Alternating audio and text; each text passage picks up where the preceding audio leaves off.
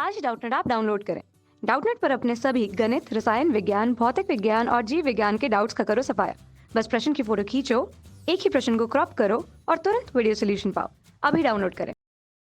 Hello students, यहाँ पर एक क्वेश्चन है, पूछा है ज़ेनॉन के निम्नलिखित यौगिकों की आकृतियाँ कैसी होती हैं। पहला है XeF4, दूसरा है XeF6, तीसरा है XeO3, चौथा है XeOF4। ये XeF4 की XeF4 का नाम क्या होता है? Xenon tetra fluoride. ठीक है, ज़ेनॉन टेट्रा फ्लोराइड ये इसका नाम होता है। इसकी संरचना की बात करें, इन यौगिकों की आकृति की, तो ये होता है XeF4। इसकी आकृति होती है Xe, और जो फ्लोरीन होती है हमारी कुछ इस प्रकार लगी हुई होती हैं, चार। ठीक है, एकल बंधों द्वारा फ्लोरीन जुड़ी होती है तथा इनमें इलेक्ट्रॉन युग्म जुड़ा हुआ होता है, 2 इलेक्ट्रॉन युग्म होता है।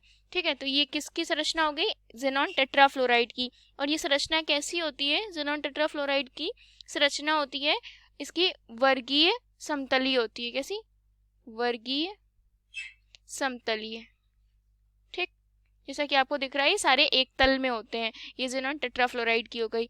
अब दूसरी बात करें XeF6 की, इसका क्या होता है? ज़ेनॉन हेक्साफ्लोराइड होता है ये। ठीक है, अगर इसकी संरचना की बात करें ज़ेनॉन हेक्साफ्लोराइड की, तो इसकी संरचना कुछ इस प्रकार होती है। जो ज़ेनॉन होता है उसमें एकाकी इलेक्ट्रॉन युग्म होता है तथा फ्लोरीन जो जुड़े हुए होते हैं, इसकी संरचना होती है। और इसको हम क्या कहते हैं? ज़ेनॉन हेक्साफ्लोराइड को इसकी होती है विकृतीय अष्टफल की। कैसी होती है? विकृतीय अष्टफल की होती है, अष्टफल की है। ठीक है, ज़ेनॉन हेक्साफ्लोराइड की होती है ये। और इनमें जो फ्लोरीन होते हैं विकृतीय अष्टफल की होती है। ये मैंने संरचना ऐसे बना दी है, परंतु जो फ्लोरीन होते हैं वो समतलीय नहीं होते हैं इनमें, इस वजह से इसकी अष्टफल की जो संरचना होती है थोड़ी विकृत होती है। ठीक है, ये एक तल में नहीं होते हैं। तो ये हो गया ज़ेनॉन हेक्साफ्लोराइड। अब ज़ेनॉन के ऑक्साइडों की बात करें तो यहाँ पर तीसरा यौगिक है XeO3। इसका फॉर्मूला होता है, XeO3 का फॉर्मूला होता है हमारा, हम इसे कहते हैं ज़ेनॉन ट्राईऑक्साइड। ठीक है, क्या कहते हैं? Xenon trioxide. अब इसकी संरचना क्या होती है? ज़ेनॉन ट्राईफ्लोराइड की संरचना, इसकी संरचना होती है Xe जो होता है ये बीच में ऐसे लगा हुआ होता है और एक इलेक्ट्रॉन युग्म होता है तथा ऑक्सीजन जो होते हैं वो द्विबंध द्वारा ज़ेनॉन से जुड़े हुए होते हैं। कैसे? द्विबंध द्वारा ज़ेनॉन से जुड़े हुए होते हैं। ठीक है, तो ये हो गया किसका? ज़ेनॉन ट्राई ऑक्साइड की संरचना। अब ज़ेनॉन ट्राई ऑक्साइड की जो ये होती है तथा चौथा हमारा यौगिक क्या दिया गया है? चौथा यौगिक है XeOF4।